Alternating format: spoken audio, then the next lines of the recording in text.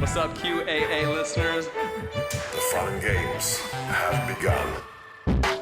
I found a way to connect to the internet. I'm sorry, boy. Welcome, listener, to Chapter 239 of the QAnon Anonymous podcast, the Transmaxxing episode. As always, we are your hosts, Jake Rakitansky, Liv Agar, Julian Fields, and Travis View. Hello, everybody. I am back, which is the most important thing to mention at the top of the episode. An episode that is going to see Liv teach you new ways to get laid. In this case, we don't recommend them, but they are technically, somebody did think them up as a new way to get laid. do not take the estrogen unless you want to. Yeah, it's funny because it is basically that like old idiot thing of like, man, if I was gay, I would get chicks, but like taken to the absolute extreme. Absolutely. It's like, There is gay maxing in the incel community. what if I became a girl? Is this like a reference to like min-maxing, like you would in, say, Diablo 4? I believe it used to be, it comes out of video game parlance. Yeah. Oh, God. I was like Yeah. kind of reaching. I thought maybe a bad joke, but that's interesting. Okay. Yeah, you'll see, Jake. You're gonna love this stuff, and maybe you'll get some ideas about your future. Yeah, I think I'm going to min-max my gayness. I am back from a stint in a certain type of college. Let's put it that way. A college where they take away your phone and you learn new ways to cope with life, ways that do not actively kill you. And I do want to share a little bit before we jump into Liv's topic here about my experiences having conspiracy theories come to me checking into this place. So the very second day after having one night's sleep, and I kind of like got in around midnight. Well, I think you should clarify. This is a college where like police don't take you to, you take yourself to. Yes, no, I was not in jail. I was in, to be clear, I was in rehab. I'm not sure why Jake has to say that because it would be cool if people thought I was a criminal that went to jail. Well, that's what it kind of sounded like at the top. I mean, that's what I would have thought, Yeah, well, why don't you just let people think I'm cool? which would be really cool. That would be cool. He was in prison for collaborating with a foreign state to Yeah. sow discontent in the American And society. let's just say I worked out some deals, and I'll have some different opinions from here on out. So the very first night, check myself in. First night goes by, and then the next morning, a guy comes in, and let me try to paint a picture of this guy. He's got pale skin. He's kind of gingerish. He's got these bright, beady little blue eyes, kind of a little bit overweight, and extremely high on crystal methamphetamine. So just absolutely jittering all over the place, kind of sweating, and quite confrontational. And he starts this whole thing off, and I was not present for this, but I was told about it right afterwards. He walks in, he sees these two guys, one of which is Mexican and the other of which is Armenian, and he just goes, are you guys the same race? To which they said, no, and the Armenian guy said, hey, I'm from Armenia, and he said, oh, that's cool. You guys are the first Aryans. Oh, Jesus. So, being told this by these two men afterwards, I was like, well, I'm pretty sure this guy is some sort of white supremacist. And, sitting with him in this little common area afterwards, this was confirmed when he told us California is in trouble. And someone asked, what do you mean? He's like, well, have you seen the guard towers at the Walmarts? Those are all going to be turned into prisons. The South will rise again. And at that point, I realized this is definitely a white supremacist. And I noticed that his camo ball cap said white boy. So we kind of get into it and we're like, oh yeah, really? He's like, oh yeah, California won't have a currency by the end of the month. Now, this was I think 8 days before the end of the month. So I was like, wow, that's like QAnon-like in the way that they just predict something, days before it's going to be disproved. So we were like, well, where did you hear about this? And he goes, YouTube. After which he said he would show us the video, which he then got into a fight with the staff because you can't have your phone and there is no internet. He started yelling at them a bunch, and he got basically kicked out. And on his way out, someone was like, so are you going to like this other place that you mentioned? And he's like, no, I'm going to go get high. And a little joke was made about like, well, where do you have it? Is it up your ass? And he said, yes, prison wallet. So it was apparent that this man had crystal meth up his ass. So white supremacists with crystal meth up their ass are watching YouTube, and they believe the South will rise again. So that was cool. A good introduction. I immediately was like, well, you know what? Glad he got kicked out because he was going to be my roommate. So I was really not looking forward to that first night of him not sleeping at all and potentially, explaining more to me about these Walmarts and all that stuff. I will say Walmart guard tower is very like McFascist, kind of stereotypical what you'd imagine. Yeah, I mean, I guess I should look closer because I haven't seen any guard towers. There might be something like that. I don't know. Yeah, there are rumblings online that all McDonald's locations in California will soon be turned into re-education centers. Yeah, I mean, I think the idea here was the Walmarts would be prisons for anybody who wasn't down with the South rising again. Oh. Oh, so he's thinking it's good. Yes. Yeah. Well, and Walmart wouldn't be the worst. I mean, they've got TVs, they've got game consoles, they've got cords. There's probably outlets there. There's furniture as well, beds, inflatable pools, food, towels, bathroom supplies. I mean, if you're going to be, sequestered in a department store, Walmart, it could be worse. I think they've got a hot dog stand in there. Well, I mean, I think it would be a bit more like those Black Friday videos of Walmart, if you know what I mean. So, but yeah, no, for sure they'd still have the sample lady that has like cocktail wieners for you to ingest. So I saw something online about like Black Friday in July. Like I guess they're just extending Black Friday to like whenever they want. We're not going to be advertising for the big corporations today. Sorry, Jake. Well, I saw some deals online. Okay. No. Plus, this is coming out in like a week at least, so it'll be out of date on top of it. So just great stuff. Really missed this. So then I get to the other side, out of the kind of detox side of things. And my roommate, who's a real sweetheart, real nice guy, it becomes apparent is a flat earther. So he's immediately talking to me about how the earth is flat and that it used to be roamed by the Nephilim, the giants of old. Oh, a Nephilim guy. Yeah. Cool. A connoisseur. Yeah. I use the skills that I developed in this podcast to not argue at all and go, that's interesting, So you think NASA is lying to us? Oh, okay, cool. Yeah. No, I mean, that's not really what I believe, but, everybody has their different sources. Yeah, he was an interesting guy. I heard a couple other conspiracy theories, one of which is that the Pope is the Antichrist, which I guess is kind of just your regular Protestant, like Big Tent revival kind of conspiracy theory. And then towards the end, a guy that I'd like been friends with the whole time, really nice guy, he believed that there was a hole in Antarctica and that there was a different species living under it. And he obliquely brought up Richard Byrd, although he couldn't name it. He was like, oh yeah, this guy, like he flew, And you were like, oh, Richard Byrd, of course. Richard E. Byrd. And he was like, oh, man, you've done research too. Yeah, exactly. So it was really fun. I mean, again, the place was amazing. I got everything I needed from it. It was, full of love and support. And if you have a problem, you can get help. It's absolutely possible. You are worth it. If you're feeling really down and like, what's the point? Don't listen to that. Go and get some help. It really helped me, and it was amazing. So stay healthy out there, folks, and stay away from Walmarts. I'd say just until we see if this thing pans out. Just till the end of the month, okay? Until the new currency is released, at least. Yeah, until the new currency, which, by the way, that happened 11 days ago. So welcome to the cashless world in California, folks. Yeah, make sure you got your Monopoly bucks stacked, because that's going to be the interim currency until, XRP, or the Iraqi dinar, until their value sort of inflates, which it will. The Iraqi dinar, huh? Like a doner kebab? What? Oh, dinar. Sorry. Dinar. Who cares? Yeah, Dinar, doner. I just want to say, if you're going to go to a Walmart, instead of purchasing something, go apply for a job in the guard towers and become a capo. I'm assuming Jake's going to be doing that within the week, as well as signing up for some sort of Walmart Plus. Hey, look, it depends on what kind of benefits there are, all right? Yeah, well, benefits is a view as your people are subjugated. A good view. Jake, I hope we're held in the same, when they take away all of the Jews and trans people, I hope we're held in the same Walmart. We can hang out in the bouncy castle. We would have a great time. I would be helping everybody set up their Xboxes, making sure that, whatever TV they've got set up is actually set to 4K and not 1080p, like the default set. I got to make sure their firmware is updated. I feel like I could be potentially really helpful. I hope you like basketball games, Liv. All right, Liv, let's jump into this phenomenon known as transmaxxing. Today's episode was gifted to me by a subject of one of my previous investigations for this podcast, and in sort of the same sense that scalding hot coffee is gifted to one's crotch.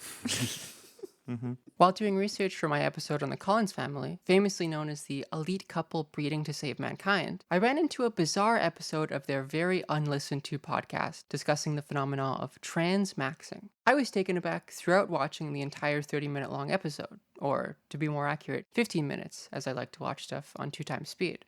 Jesus Christ. It's efficient. I like being efficient. Yeah. Yeah, watch maxing. As the Collins conceived of transmaxing as both a real phenomena and something they supported. Now, to me, a terminally online irony-poisoned trans woman, I've only seen the term transmaxing utilized as a sarcastic self-descriptor. Taken from the incel maxing terminology, to transmax is to dedicate one's life to become a trans woman solely for the purpose that it may increase one's odds of getting laid. A step up from other incel phrases like gym maxing or jester maxing, the idea of taking feminizing hormones in the pursuit of getting girls is so absurd that it's no wonder it's been the butt of trans self-deprecating humor on the more edgy, ironic online social spaces where trans women frequent for a couple years now. Wait, what is jester maxing before we move on here? What the fuck? It's trying to be as funny as possible to get women. Oh, fuck, man. Jesus. Oh, my God. This is the reverse of 1984. We're making words longer and less sensical. Fuck. These very online spaces are a place where I assumed that this term was both born out of and would one day die within, to not fall upon any cisgendered ears throughout its entire lifespan. But how then had this esoteric, rodden in-joke been dredged up from the depths of ironic online trans culture in order to arrive on the decks of the Thiel-aligned pro-natalist couple? Well, after digging more into it, it turns out that the story of transmaxing's creation and how it seems to somehow have gained mainstream attention on the right, where it's been used to fuel harmful transphobic narratives made to erode civil protections for trans people, involves surprisingly little interference from trans people at all. It would be entirely about us, but we would have little to no hand in terms of its creation, or the ways in which it would eventually spread like wildfire across the right-wing media sphere, as one harmful trope among many in the right's growing arsenal of transphobic stereotypes. Origins of transmaxing.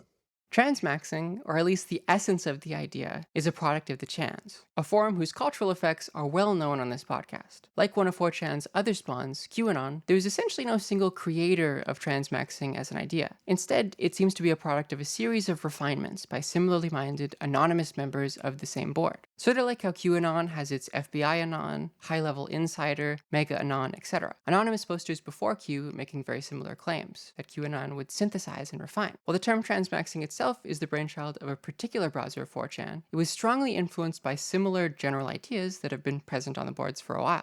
Throughout the years, there seems to be some recurring discussion of the merit of incels, or men that have a poor lot in life in general, feminizing themselves to escape the crushing societal expectations placed on them in virtue of them being men.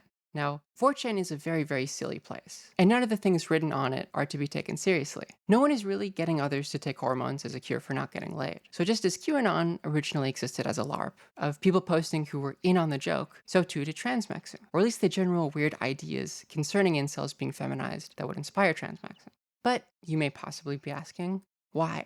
Well, the discussion of involuntary celibates taking hormones to feminize themselves are essentially fetish posts, embedded in a broader obsession by many 4chan posters across a variety of boards with trans women, or more broadly, feminine people who have penises. Even before the current intense obsession that the right has with trans women, people on the chans have been posting a lot about us. This makes sense, I think, considering that the average poster on the chans at the time was a younger adult male with rather conservative views on politics and yet a fascination with the taboo, swirling with a combination of pent-up aggression and an unrequited sex drive. The two seemingly very dissimilar feelings of wanting to fuck someone and wanting to harm them, of aggression and libido, can sometimes, I think especially within men, combine in the same object, which is a very important reason as to why the chans become so obsessed with trans women. Of course, encountering a group of women that are both considered degenerate and taboo, yet also sexually fascinating, will hook the typical chan poster's interests.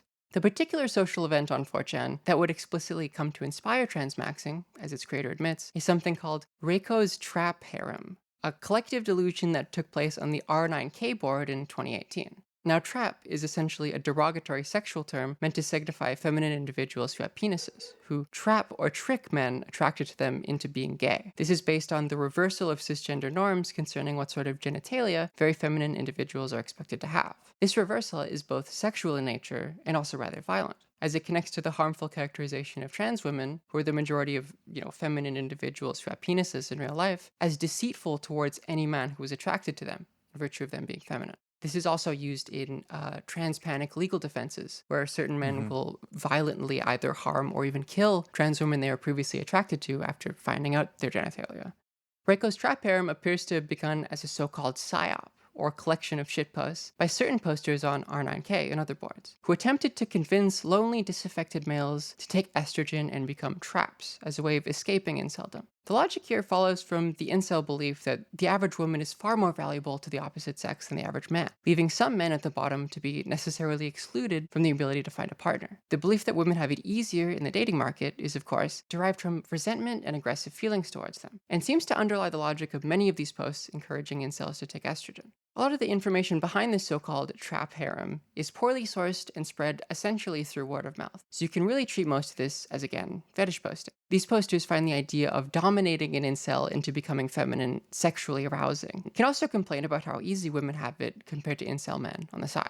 Wow, so there are really layers of jacking off here. Like, just people getting turned on by the idea that they can convince people who in turn are doing it because they want to be more sexually viable. Wow. Yeah, there's a lot of 5D jacking off here. Yes. While all of this can be assumed to be fake, what is relevant about it, as concerns the creation of Transmaxxing, is the dominant narrative on the boards surrounding Reiko's trap harem, which is excellently summarized by a YouTuber by the name of Esoteric Poster 1388, who seems to be under the impression that it's real. So these people openly admit going out of their way to post as many threads as possible to convince these broken young men to begin taking hormones. These are young men who would do anything for any kind of sexual affection or intimacy, even going as far as hiring prostitutes or various other things, as we often see, and we all know are fetishistically deranged. They're all viewing porn regularly. So now that they have an outlet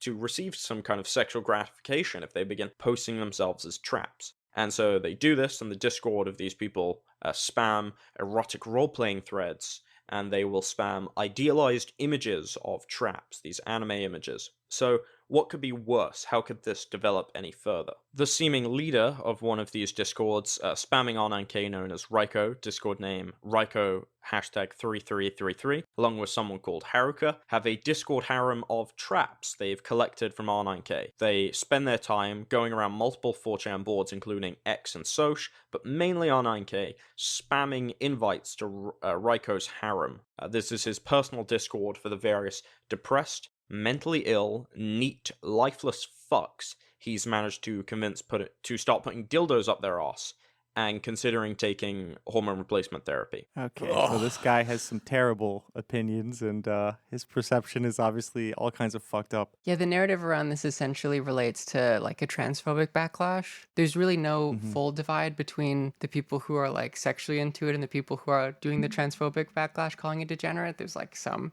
Venn diagram there. But most of this narrative is essentially absurd. I don't see any real evidence of like any incels really being convinced by this, but like the idea that they're convinced by it is like upsetting and like controversial. Right. While Mr. Esoteric, whose name is very close to the Nazi dog whistle 1488, admits that most of the information gathered about this debacle is speculative, he argues that Reiko supposedly lured innocent incels into his Discord server, promising they could find sexual relief by taking estrogen, and then proceeded to collect damaging information on them, blackmailing them into taking the estrogen. A part of a 4chan green text on the subject from April of 2018 reads, "Join Trap Discord. They asked me for a picture of me dressed up in order to join, showing face. Shit is a cult. Turns out they've doxed me and have all my info. They're blackmailing me with the pic, saying that if I don't take HRT, they will mail it to my family and friends. They've done this shit to numerous other people. What the fuck do I do now?" Great question. And of course, this is also probably a lie and just another shit post. So Oh, yeah. just layers of this stuff. Yeah, absolutely.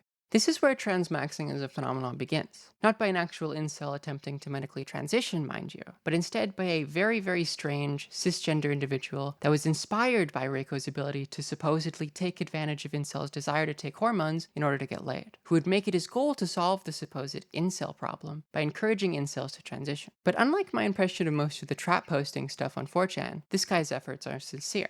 Vintology, as he refers to himself, is, among other things, a Swedish eugenicist pro-life anti-vaxxer and former, maybe, incel, who has spent at least the past few years of his life spreading his bizarre and disturbing takes across a few incel forums as well as Reddit and 4chan. He has, among other things, attempted to start his own religion, known as Darwinian Vintology. Okay. Wow. But there isn't much theology in this 130 or so page document. It does, on the other hand, have a collection of very confusing and bizarre takes, most of which seem to be based around his eugenicist view that genes are the main factor that determines social difference. And, as we will see later, he also loves his typologies. As an example of both of these things, here is his extensive list of actions that he deems degenerate. 0. Gambling money with negative expected value.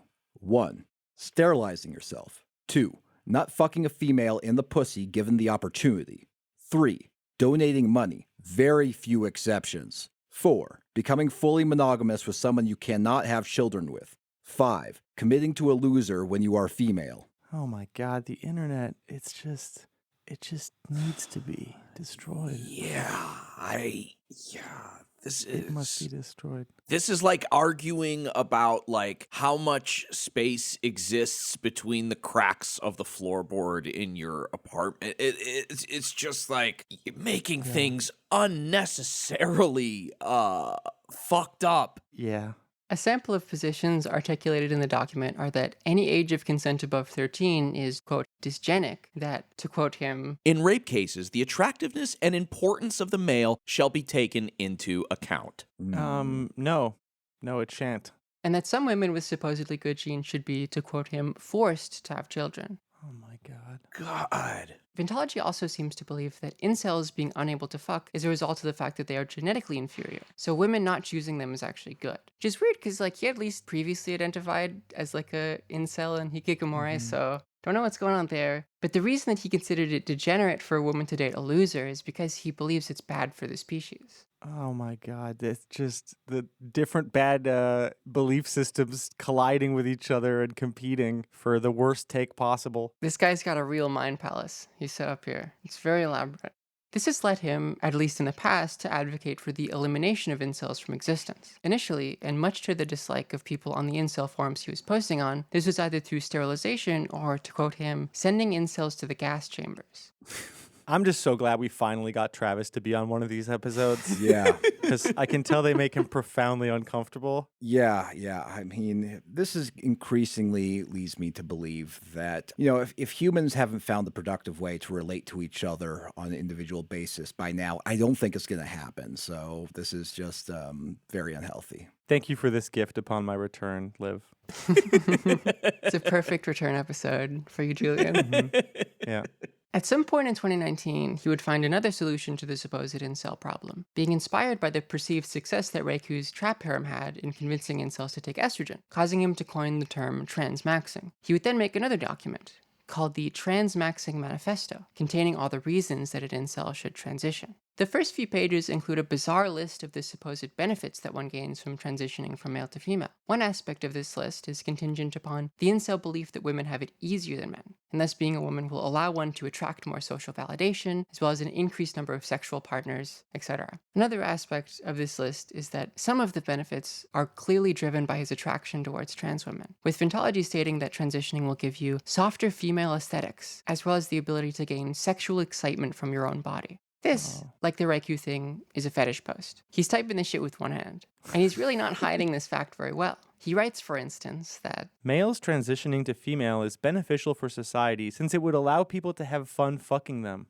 Oh my god. in another part of the document where he lists the reasons why getting incels to transition is good, 3 of the 6 are just basically that trans women are hot, and that more of them in society would be nice. Hey, I mean, broken clock and all that.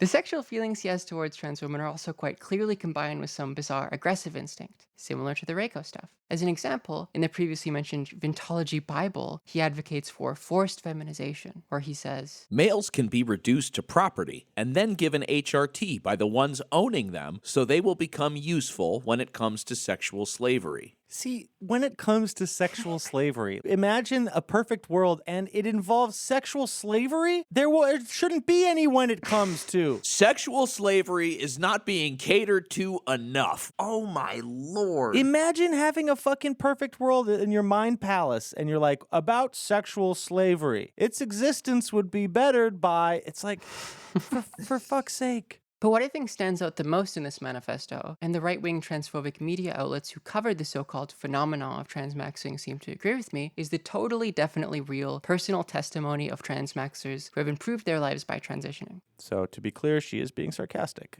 This Yes. is not real. This is not real. These do not happen.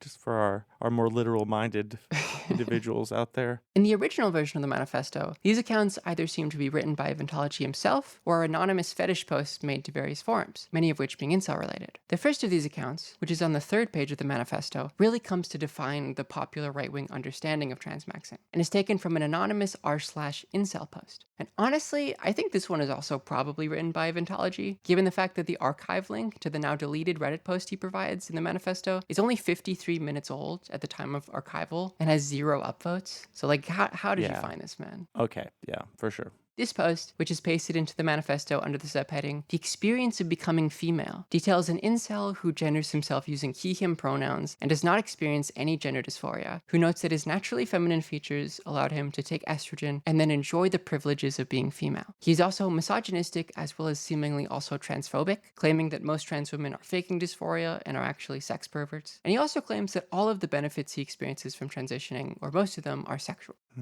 My favorite part of the post is that he notes of how hard it was for him to produce a conventionally feminine voice, having to practice for 30 minutes a day for a whole entire month and a half, which is an estimate for how long that usually takes that is about as accurate as if you asked Bill Gates how much a gallon of milk costs. The post ends with basically Vintology's whole thesis around why transmaxing is possible, which is that the transmaxer, who is initially only attracted to women, takes estrogen and suddenly becomes insatiably horny for men, as the estrogen has feminized his brain. This is another remnant of the Reiko-style 4chan psyop posts, who find it hot that they can force men into becoming women. But the most genuinely malicious thing involved in the manifesto is the transition timeline photos, that is, a before and after of a transition, of conventionally attractive trans women that Vintology posts beside these fictionalized accounts of straight male misogynistic transmaxers. Over the course of the 13 editions of the manifesto he has created, he's only added more of these transition photos, made to imply that the fake fetish posts are written by these actual trans women. So he's stealing photos, or I guess maybe even using AI, or he's scalping them from Reddit, essentially, from like other, larger actual trans subreddits. Yeah, I'm starting to think this Vintology guy is no good. This guy's a real jerk. Shortly after making this document, Vintology created the r/transmaxxing subreddit as a public forum to better facilitate his goal of removing incels by getting them to medically transition. As I speak, the subreddit has 3,500 people subscribed to it, and 2 people currently browsing it, 2 of which includes me, I guess. And to his credit, at least half of the people currently browsing Transmaxxing are trans women. So maybe it is a real thing. I mean, it's clear that because he's a eugenicist and thinks incels should all die, and also hates, trans women and the act of transitioning, he basically thinks he's encouraging them to commit some form of suicide. I think he does think it will improve their lives by his really weird, sick view of how society works. Like he thinks he is all bad. Improving their condition, I think. I think that is but who knows, honestly.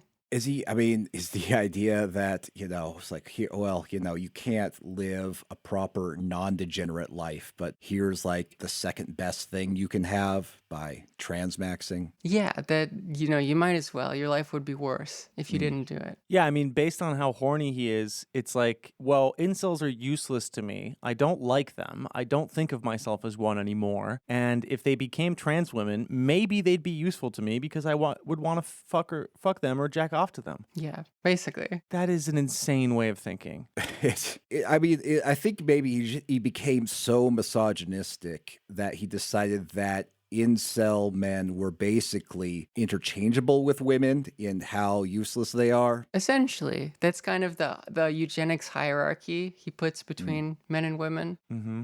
Vindology posts his Transmaxxing subreddit relatively often, usually posting motivational images related to why transitioning is beneficial, that essentially mirror the posting style associated with the Rico Discord thing. Being a girl is so easy, men will do everything for you, you can gain sexual arousal from a feminine body, etc. The most revolting type of post he makes in the sub are reposts of transition timelines of conventionally attractive trans women that have gotten a lot of upvotes on popular trans subreddits. Again, to be clear, these women are not transmaxers and actually don't wish to be associated with transmaxing in any way. Many of them reply to Vintology's repost of their photos with revulsion. One woman commented on Vintology's repost of her photo to the Transmaxxing sub by saying, "This pic is from my profile. Please report the post so it gets removed." Vintology then removed this comment from the post, as he's able to do that as a mod of Transmaxxing. He would also add this transition photo to later versions of the manifesto.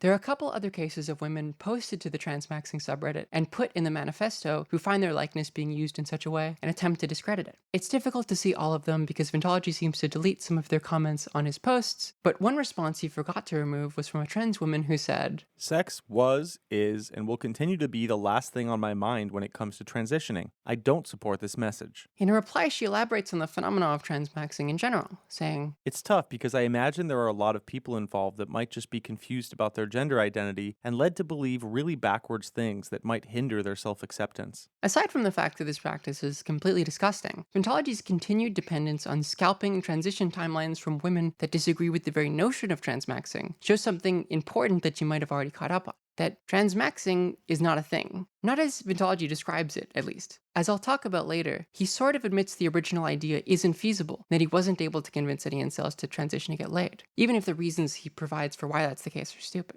Transmaxxing in the far right.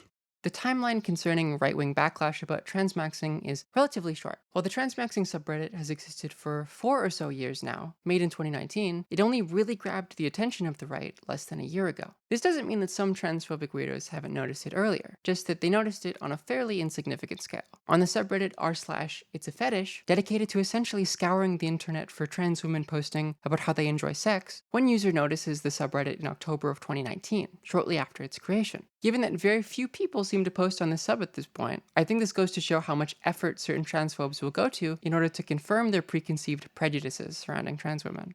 The post about transmaxing that, from what I can tell, seems to have eventually caused a mini right-wing media storm was an article written by Sanjana Friedman to the Substack page Pirate Wires. This page seems to be a right-wing, quote-unquote, media company hosted on Substack and owned by a man named Mike Solana, a San Francisco venture capital freak who, funny enough, has me blocked on Twitter. The post itself, published on January 3rd of 2023, titled Transmaxxing, the Incel to Trans Woman Pipeline, received 123 likes and 24 comments, and it's exactly what you would expect it to be. Friedman opens the piece by lamenting the struggles of the average, quote, isolated, unhappy male, who spends his life playing video games, castigated by the left for being a woman-hating incel, and shunned by the right for being a failed, unsuccessful male. And Friedman also immediately takes for granted the idea that transmaxing is real. As they write, For some men, the solution to the despair of living as an isolated, unhappy male is straightforward. Become a woman. They call themselves transmaxers, and they believe gender transition can be an effective tool for escaping the misery of involuntary celibacy, social isolation, and professional mediocrity. As the subreddit for transmaxing is basically dead, Friedman instead points to the, quote, 1,200 plus member Discord as evidence for transmaxing's existence. And I want to be clear that this is a really small server. When I joined it, it had 139 users online. That isn't the amount of users currently looking at the server, for those who don't know how it works, but the amount of users just online in general who click join. For reference, I have a relatively small Discord server, mainly for my Twitch stream and for links to my podcast, etc. And at the same time, it had 972 people online. In terms of active members who participate in the chat rooms, I'd be willing to guess that there is maybe 1 or 2 max dozen people within the transmaxing server. And I'll get to what goes on in this transmaxing community and why there are a few people who do identify as transmaxers later. But for now, it's worth noting that even Vintology himself emphasizes to Friedman that, to quote him, incels do not participate in our spaces much. Although this is not him defending transmaxing as much as it is him being disappointed he was unable to convince any incels to transition, and instead attracted a couple dozen very unusual trans women. Vintology is also contextualized not as the brainchild behind the concept of transmaxing, but as a Discord moderator. Yet Friedman is not satisfied with this, and asserts that Discord chat suggests that many transmaxers previously identified as incels. I wonder if this guy joined the same server as I did, because when I searched the term, there was only one person in the logs calling themselves an incel, whose name is Mizo on Discord for context, and when one new user to the server asked if anyone in there was an incel, an admin responded, Like nobody here, except maybe Miso, I don't know. The other two individuals quoted are trans women who have participated in the transmaxing server in some way, who, as I will note later, still have some pretty strange beliefs, but confirm none of the assertions within the article of transmaxing, that is, incels transitioning to get laid, being a serious and common phenomenon that says anything about the nature of gender and sexuality. But they're irrelevant to the rest of the story regardless, as the only bits that manage to make it through the human centipede of Vintology, then Friedman, and then finally the broader right-wing media sphere relate to the takeaway that transmaxing is a real movement of incel men taking estrogen to increase their lot in life. None of their quotes are quoted by the other right-wing media articles. Mm-hmm. You know what this reminds me of? That meme from Ice-T from Law and Order SVU, where he's always like talking about made-up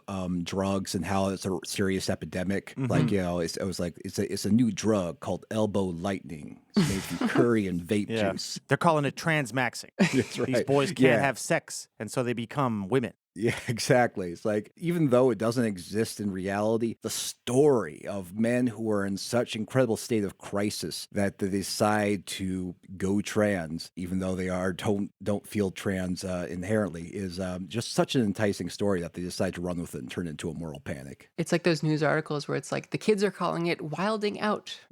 Right. One day after Friedman's Substack post, Spencer Lindquist writes an article for Breitbart titled, A look into a sizable online community reveals the shocking motive behind some men's desire to identify as women: involuntary celibacy. This one just basically scalps the first bit of the original Substack article, as Spencer was too lazy to even attempt to reformulate the basic ideas he's stealing for his journalism job. But like a real human centipede, the third layer of reprocessed shit is even worse than the first two. Take this paragraph, for instance, an obvious rephrasing of Friedman's quote about Vintology. One admin of the Discord says that, quote, most of the incel community are against transmaxing and incels do not participate in our spaces much, though writings from those engaged in the process indicate that they almost unanimously have described themselves as incels. Yeah, so writing about this, and it's just a single idiotic Substack. This terrible telephone game of transphobia. Mm-hmm. So Vintology is now an anonymous admin of the Discord, whose own words are contrasted with, quote, writings from those engaged in the process of transmaxing, which seems to be a very poorly worded phrase meant to point to the Transmaxxing manifesto, maybe, and the fake testimonies, which very well may have been written by Vintology himself. Spencer's overall takeaway from the phenomena of transmaxing appears to be that these admissions seemingly, if inadvertently, discredit leftist arguments that gender dysphoria cannot be induced, successfully encouraged, or groomed into. So, terrible writing, bad point, A+. we love a preposition ending sentence, don't we, folks? The very awkward groomed into at the end of this quote should show you how motivated he is to connect transmaxing explicitly with the transphobic groomer narrative, or the belief that children are being groomed into transitioning. This narrative has been the basis for a couple horrifying bills in certain American states that have banned minors from transitioning, thus forcing many trans children to develop sexual characteristics that will permanently impact their ability to feel comfortable in their own bodies. So wait a second. So he's basically saying, because I stumbled upon this Substack, which clearly proves that incels can decide that they want to be trans to have more relationships, that means that all trans people essentially can just decide that this is how they want to be. Like, yeah, it's sort of because it confirms a lot of preconceived transphobic notions. So they're like, see, and they're all like that. Yeah. And even in the first kind of weird fetish transmaxing self-story in the manifesto, the fictional guy does say, and I think most other trans women are like this too, they just want to do it for sex. Yeah, exactly. But Spencer wasn't the only right-wing journalist who caught on to transmaxing after Friedman's article. 2 days after the Substack post was released, Mary Harrington would write an article for the British right-wing rag Unheard, titled, Why Are Incels Turning Themselves into Girls? For context, Mary Harrington is also a Substack writer, with her own page titled Reactionary Feminism, which I think should tell you exactly what you need to know about this individual. Of the past 7 posts made to the Reactionary Feminism Substack, 6 of them are about trans people, the 7th being an announcement that she was going on a road trip to the US. Yeah. The place where, anybody knows what the fuck I'm talking about, other than Britain. Mary seems to start a trend in these articles that picks up later.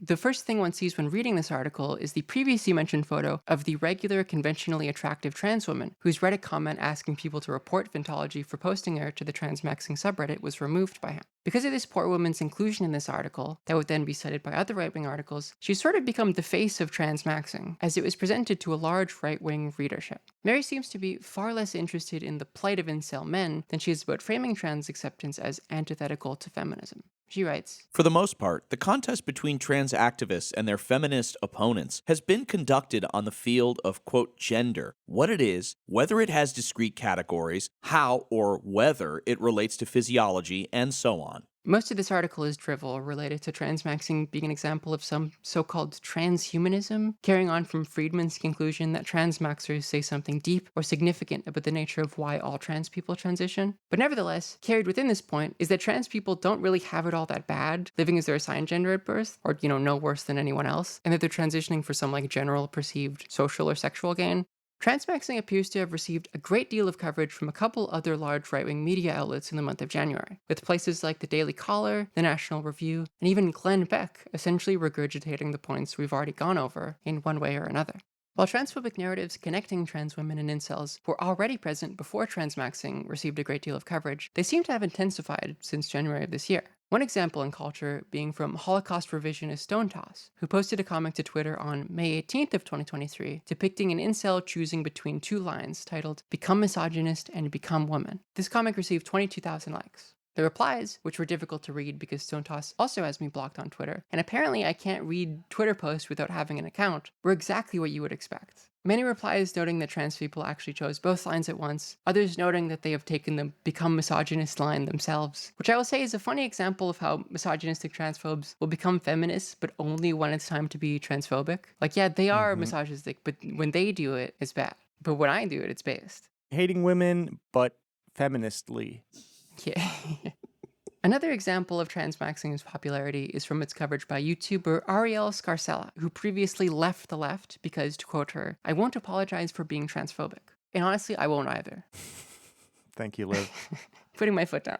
Arielle posted a video on January 29th of 2023, citing the Unheard article titled Transmaxxing, From Incels to Trans Women, which has received more than 100,000 views. Part of the video involves her reading out the 17 benefits in the manifesto for transitioning, which also includes a transition timeline photo of a random innocent, non-transmaxing trans woman in it. Number 1, the superiority of female aesthetics. Female aesthetics, to me, again, sounds very much like autogynephilia, honestly. If this turns you on, like seeing yourself as a woman, like you wearing it and not someone else, that's autogynephilia. Number 2, access to the transbian dating pool. Okay, now, pause. Now I know why you guys sent this to me. Now I know why you wanted me to talk about this, because this is just ridiculous. So you are telling me that you fetishize lesbians so much that you go on HRT to become trans or to become a woman instead of simply just dating a bisexual or a straight woman. Also, it's definitely not easier being a lesbian or dating as a lesbian. I've been single for 5 years. I promise it's not easier.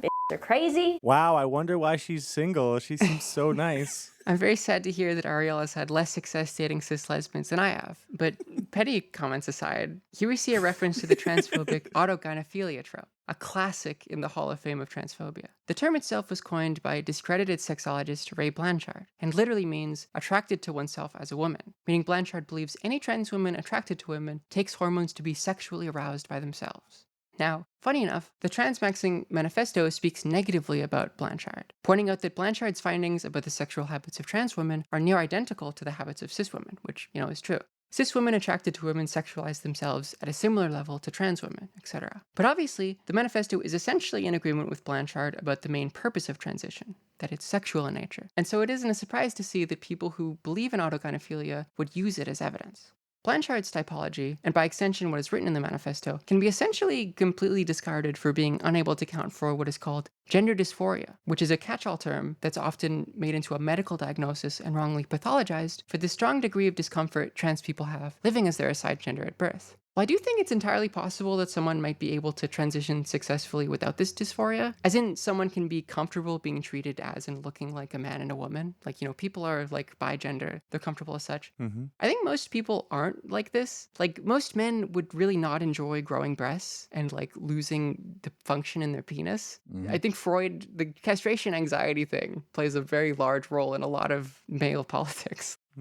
And besides this fact, the objective cost of transitioning, in terms of a decrease in average income, increased exposure to sexual violence, increased likeliness of homelessness, etc., makes it a choice that is only really going to be worthwhile to be taken if it alleviates a deep sense of discomfort caused by living as a gender really doesn't work for you, and not work in a significantly deeper sense than just being a disillusioned male who doesn't have sex. And we know that despite the risks incurred by transitioning, it does drastically improve one's mental well-being. While Ventology will believe this is because it's easier to be a woman than a man, this is just obviously not true. Women are, in fact, 3 times as likely to be depressed as men, and trans women are, according to a 2022 study, 60% less likely to be depressed than before they transitioned. Ariel brings up autogynephilia to connect it to a paranoid discourse parroted by some transphobic cis lesbians who are constantly on the lookout for trans women fetishizing them in the same way that cis men do. We can connect this paranoia and the broader characterization of trans women as primarily motivated to transition for more sex with the transphobic contextualization of trans women as, to use a metaphor, wolves masquerading as hens in order to gain access to the hen's house. This narrative is typically pushed for the end of damaging certain legal protections related to trans women's ability to exist in women's-only spaces. This narrative has done a great deal of harm to trans women, one example of which relates to our placement in men's prisons. A 2007 study by the University of California notes of trans women placed in male prison populations that sexual assault is 13 times more prevalent among transgender inmates than the general population, with 59% reporting being sexually assaulted while in a California correctional facility. So these are what these narratives are really attempting to do. Ironically, this sort of pseudo-feminist idea is for the end of ensuring that men have control over women.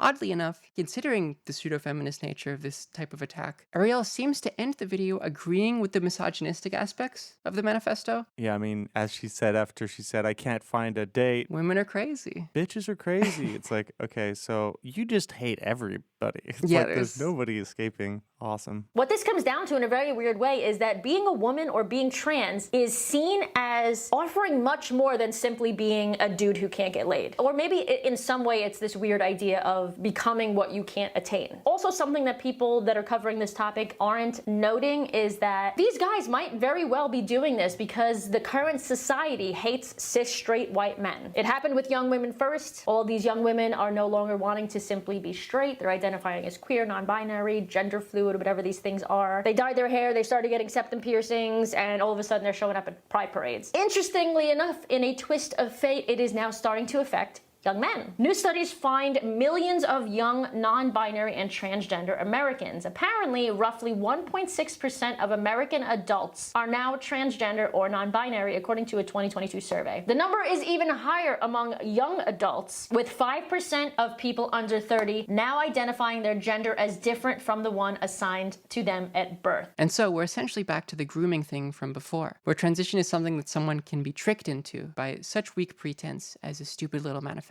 Yeah, only Italians like Scarcella can be convinced of this.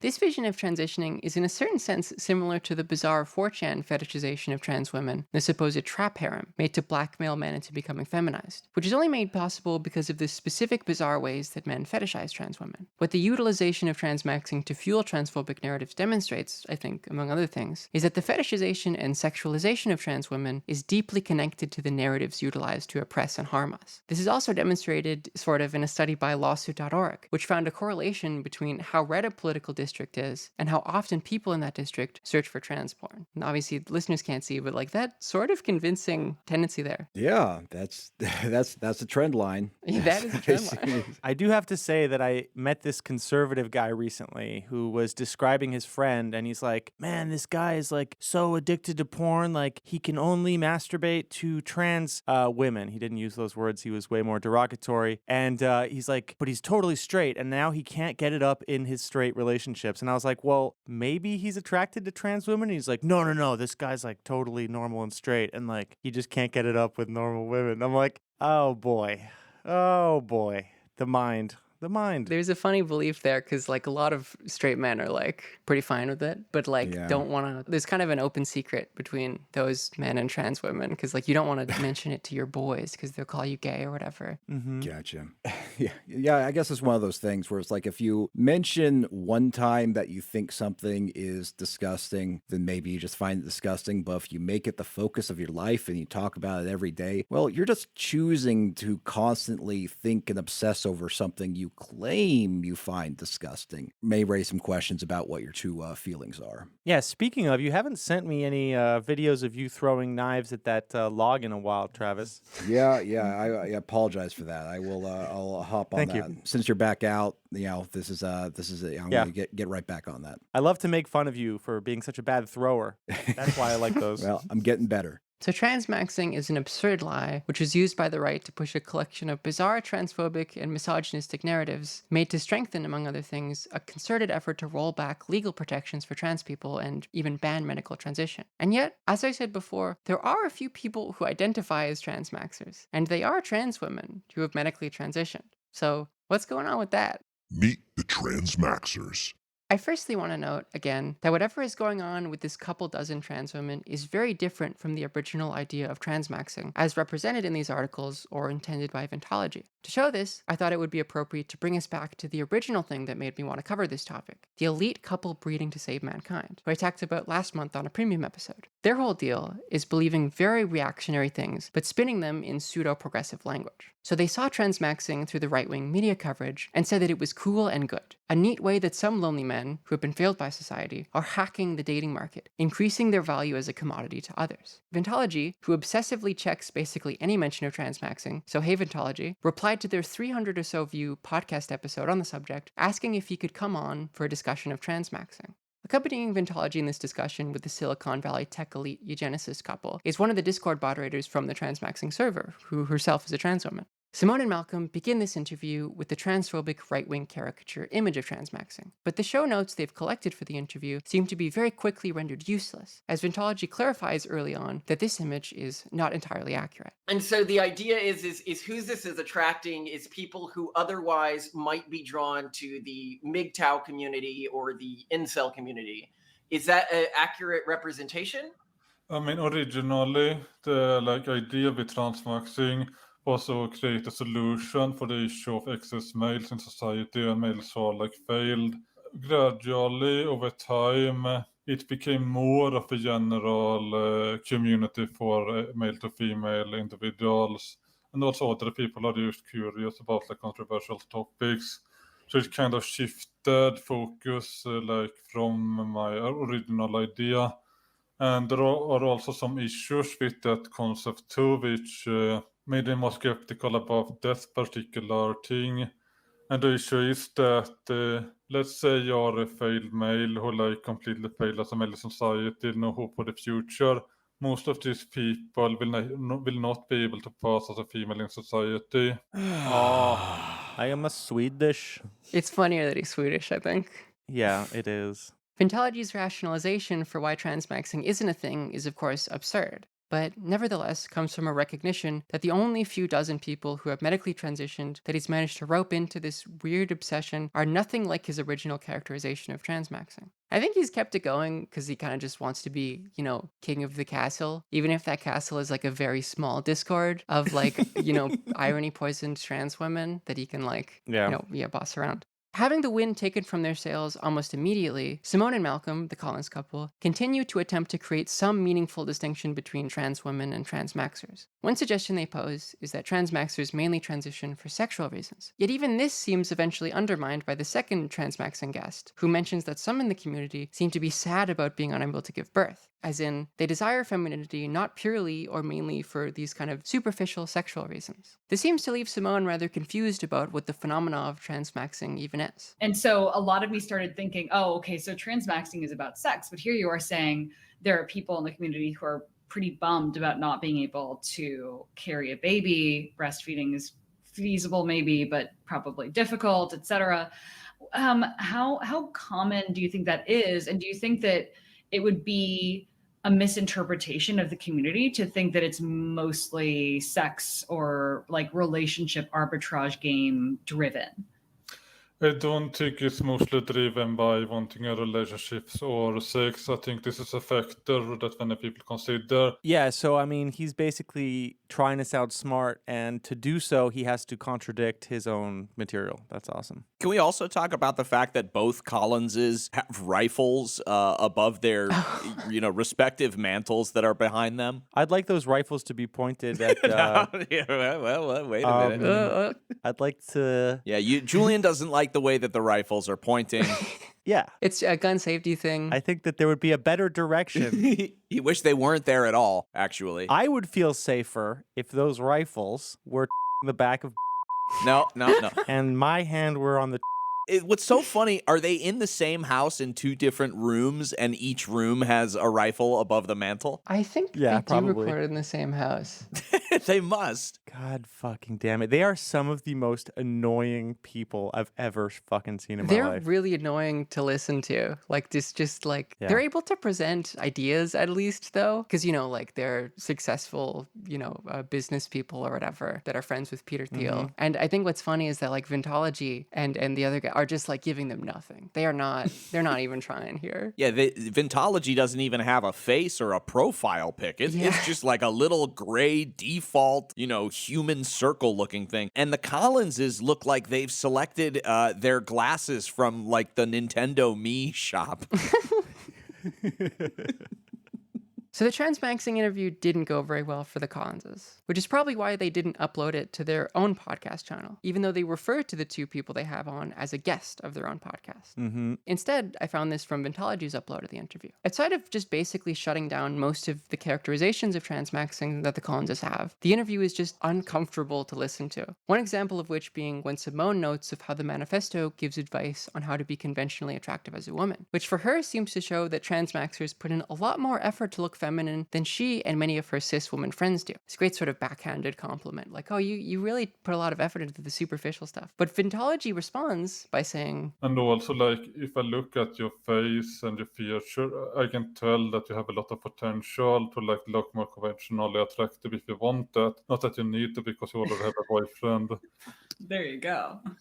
That's interesting. If I look at your face, I can see that you should be coming with me to the chopper. Arnold Schwarzenegger? We could take the chopper high into the air.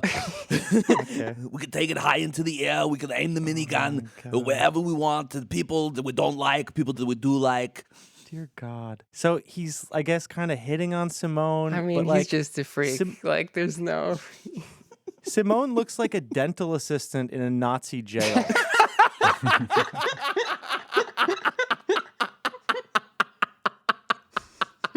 She's like, yes, Mr. Rokotansky, just let me have a look at your tooth. It's your sweet tooth. Yeah, all your teeth are sweet teeth. No, just one. It's just that one. The other ones are just jelly beans. They're just, we talked about this on the other episode. They're just pieces of candy corn that I've molded into the spot where a tooth would have been. Yeah. So, what is Transmaxxing actually about then? The answers to this are vague and different depending on the specific Transmaxxer, but I think I have the gist of the general reason why a couple of trans women have taken up this label. As noted by Vintology in a Reddit post recently, Transmaxxing right now can be summed up as transition for personal gain. This involves taking the time to make a logical assessment on how transition would affect your life and whether it will benefit you. Further, they will seek information and assistance on having the most successful transition possible. The intention behind this is to help people live good lives. There's a lot of conflicting info, and the rhetoric behind the movement has changed in the last couple years as well. The manifesto has a lot of good information, but the website transmaxxing.eu has things that are more aligned with how the community actually thinks. Change to the manifesto will take time, and it is mostly a science-related doc with experience reports anyway. Yeah, it's science if you collected the data from your own brain. it's interesting because the more recent versions, which have made the manifesto go from like 30 to 90 pages, are written by some of the trans women who participate in the Discord, but like with Vintology's supervision because he seems to kick out a couple of the ones that he doesn't like or disagrees with. And a lot of it is just like medical information that's accurate on how to transition. In the original document, without any trans women's help, Ventology recommends, I believe it's 13 milligrams of estradiol sublingually every day, which is just a little joke for like the trans women, because that's like an insane amount of estrogen. Like there's no medical, like he's just making shit up. I think the more recent ones do have a bunch of like, scientific data on like injecting estrogen compared to like taking it orally, etc. And the website Transmaxxing EU mentioned in the post mainly just gives advice on how to get access to hormones, how to voice train, etc. So it seems that the influence of trans women has shifted the meaning of transmaxing away from incels transitioning for sex and towards the vague notion that someone is transitioning for personal gain. But what personal gain means is fairly vague. Is this still implying, like Ventology's original belief, that transitioning provides one with some objective gain? Because, it's easier to date as a woman or whatever? Or is it subjective, as in, it's easier for me to date as a woman? The answer is sort of vague and depends on the person, but it appears to be an attempt to be the former, that it is some objectively rational decision that they're making. One example of someone who adds her actual real quote-unquote transmaxing story to the manifesto is one of the current Discord moderators. Her story, which is included alongside a real transition photo of her, is very different from any of the original transmaxing testimonials placed there by Ventology. She talks about how she dressed up as a girl as a child and then repressed the feelings of wanting to be more feminine because she was shamed for it. She then becomes rather depressed in her teen years, which she notes is caused by social ostracization, and then eventually is able to go on hormones, where she notes that the effects of estrogen seem to significantly improve her mental health, getting rid of her depression. Which, like, a lot of it seems like, fairly straightforward story about a trans woman. But as she notes on the Transmaxxing Discord server, for instance, she claims she's never experienced gender dysphoria, instead focusing on the euphoria she's gained after transitioning. Okay, so it's just this kind of like American attitude adjustment thing. It's really just a question of perspective. Yeah, and like I'm making a smart, rational market decision. I'm increasing my value as a commodity on the dating market. It's not that like I just feel better because like being a guy didn't work for me. God, it's crazy that he's even attracted like anybody to his little weird community. But, I mean, the fact that he doesn't show his face, I think says a lot when he's scalped so many photos of trans women and then put them in his documents and stuff. So, I think we can fairly say that on top of everything else, Ventology is a coward. Yeah, I mean, it's funny because maybe this is why he doesn't identify as an incel anymore. Because like, if he's an incel and he's not doing it, it's like, why don't you do it then? Shouldn't you be doing this? Yeah. The answer, I think, is that he's extremely attracted to trans women and in total denial about it and has had his brain warped by these kind of feel-adjacent morons. While not every transmaxer makes the claim they've never experienced gender dysphoria, this belief does show a general trend in the server, which is the idea that transitioning to become a woman gives one some sort of objective privileges that men don't have. I think this gets to the basic reason for why anyone would self-identify as a transmaxer, which again, not that many people. They deal with the ways in which transness is contextualized as a negative thing, that we have a supposed mental illness called dysphoria, or that we have given up a lot of opportunities and incur some great risk, by instead defining themselves through the positive experiences they've gained from transitioning, as if to transition is a way for someone to increase their standing in life. I think one reason for this is that the idea of gender dysphoria is very medicalized, as if to experience it is to be broken in some way. And, I don't think that's fair. This seems to be a serious factor as to why someone would assert that taking estrogen cured their depression while also saying they've never experienced gender dysphoria. But of course, the belief that women have it easier than men in the dating market or otherwise is wrong. I think that incel guys have a different reason for believing it than these few trans women. But as someone who used to date women as a man and now dates men as a woman, I sort of understand why both of these beliefs come about at some level. Not in the sense that I've ever believed it. In the case of the male resentment cause of this belief, when you're a guy dating women, your primary concern is usually the quantity of people who are into you, I think. And now that I've transitioned, that's really not my primary worry dating now. As a vague metric, I remember pre-transition that my Tinder profile, which was only set to look for women, had less than like 100 people that had swiped right on me. Now, with men and women selected, my Bumble app tells me I have a bit more than 2,000 people who have swiped on me. Which is funny, because I'm therefore supposed to be a transmaxing success story. I increased my social worth on the dating market, as if I'm a commodity being sold to the highest bidder. When I mentioned initially that I had only encountered transmaxing as an ironic term used in jest, it was to describe situations like this. It's a funny way of joking about something good that's happened because of transitioning. But in this case, ironic self-deprecating humor is really a means to hide or at least cope with some underlying experience of suffering. Because it turns out that being worried whether your date is gonna kill you is a lot bigger of a problem than not getting as many matches on an app. Dating men as a woman is scary, especially if you're trans. That's the reason why it's funny to joke about these sort of things. And of course, these factors were not something I was considering when I decided to transition. Dating as a trans woman, and as a woman in general, is obviously more precarious than dating as a cis man. Objectively, it is a worse decision to make, but I like dating more as a woman than as a man because I like being treated as a woman. Not because it's easier, but because I had dysphoria. I think transmaxing might involve, for some of those who self-ID as it, a conflation of the subjective increase in enjoyment a trans person gains by transitioning, which actually requires giving up a lot of social advantages, with this very gaining of social advantages itself. A sincere identification with the transmaxing label is probably just a step up from the ironic usage of the term. To imagine the subjective increase in joy gained from transitioning is instead a rational decision that has made one's lot in life objectively better. It's not that being a guy really just didn't work for me, especially because this is often contextualized as meaning that one is broken or pathological and has a mental illness, but instead, according to them, I'm just gaming the system. It's sort of weird, and I don't think it quite makes sense, but like, if transmaxing helps you feel better about your transition early on, then I guess there are far worse things you could be doing. Again, as I said before, I really haven't seen much evidence that trans women who participated in this phenomenon, and especially in relation to how they describe themselves, meaningfully contributed to its large coverage by the right. I mean, I think it's detestable to associate with Fidology for a dozen reasons. The people who like this guy are certainly not, above my contempt. But I thought this episode about transmaxing would have been remiss if I didn't at least include the self-identified transmaxers occupying the very small Discord server meant to serve in the minds of the right as evidence for their transphobic caricature being real. I think the lesson we can take away from this is that most, if not all, the transphobic narratives currently circling the drain of right-wing quote-unquote journalism aren't caused by trans people. They're supposed to be about us, but remain almost entirely not about the things we actually do. This is really good. It's encouraged me to sober max, in which I accept a truly inconvenient fact about myself that is basically hard-coded in my body and mind, potentially genetically, only for the advantages of it. Because I'm a better market commodity when I'm not fucked up. You're gaming the system. Yeah, I was going to say, right. You're gaming the system. You can drive more often. You can probably go to bed at an earlier time. You wake up feeling, I hate to say it, good and healthy and refreshed. Ew, gross, nasty.